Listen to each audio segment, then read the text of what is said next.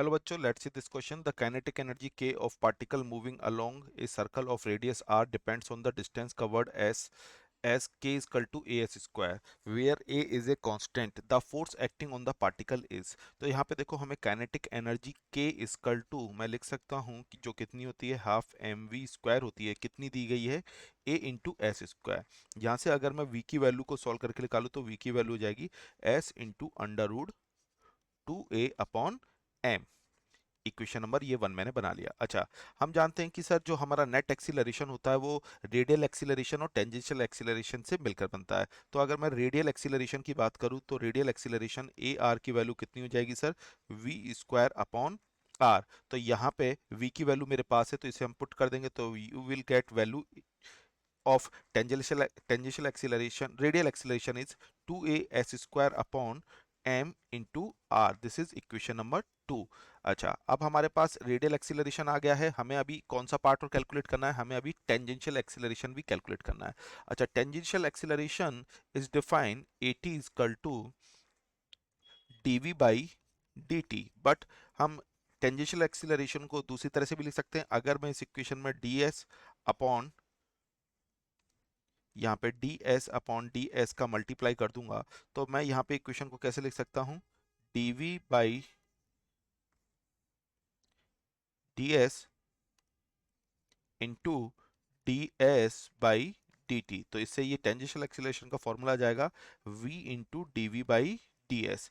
ये हमारे पास एक इक्वेशन और आ गई टेंजेंशियल एक्सीलरेशन की, जिसे हमने इक्वेशन नंबर 3 बोल दिया।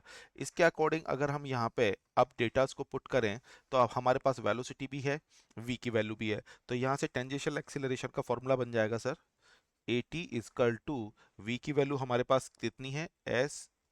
v की वैल्यू हमारे पास है s into under root 2a by M into D by D S of. हमें कौन सी वैल्यू को डिफ्रेंशिएट करना है? सेम वैल्यू को वापस से डिफ्रेंशिएट करना है। s into 2a upon under root 2a upon M को हमें डिफ्रेंशिएट करना है। जब इस वैल्यू को हम सॉल्व करेंगे तो हमें at की वैल्यू सॉल्व होके मिल जाएगी twice A S upon M. तो यहाँ से हमें टेंजेंशियल और रेडियल एक्सीलरेशन मिल चुका है।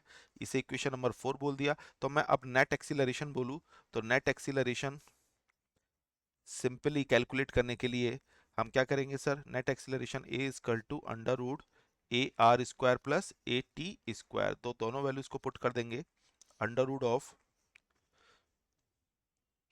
पहले ए आर यानी कि ट्वाइस ए s square upon m r square का whole square plus twice A S upon m का होल स्क्वायर का अंडर रूट। इस वैल्यू को सॉल्व करेंगे तो ए की जो नेट वैल्यू निकल के आएगी वो कुछ इस तरह से आएगी। A equal to twice A S upon m into 1 plus S square upon are square की पावर 1/2। और हमें निकालना है फाइनली फोर्स। तो एफ इजकल टू हो जाएगा मास इंटू एक्सीलरेशन। तो जब हम इसमें एक्सीलरेशन की वैल्यू पुट कर देंगे तो फाइनली फोर्स कैलकुलेट होके आ जाएगा ट्वाइस ए एस, एम से एम कैंसिल आउट हो जाएगा, 1 plus S square upon are square की पावर 1/2, जो कि कौन से ऑप्शन से मैच कर रहा है? ये ओनली ऑप्शन बी के साथ मैच कर रहा है। So final answer is option B. Best of luck.